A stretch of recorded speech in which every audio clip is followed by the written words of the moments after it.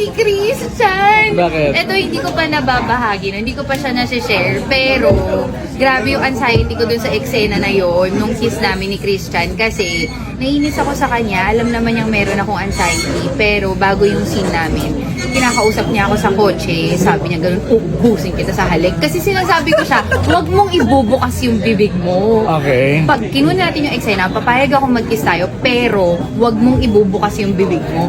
Tapos inaasar niya pa ako na, ay hindi, magugulat ka, mabubuntis ka, halik lang. Yung ginagano niya ako.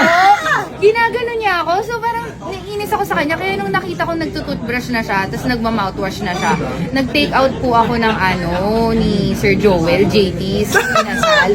Umorder ako ng puwet ng manok at saka ng isaw. So ginawa ko, nung nakikita ko nag-toothbrush na siya, kumain ako ng madami, tapos nag-iwan ako ng konting grease sa bibig ko. No way! You can ask him. Kasi talagang sabi ko, wag mo talaga. Kaya nakakainis. Kasi like after din nung kissing scene, nag-ano pa siya. Yummy! Ang lambot ng bibig ni Jenica Garcia.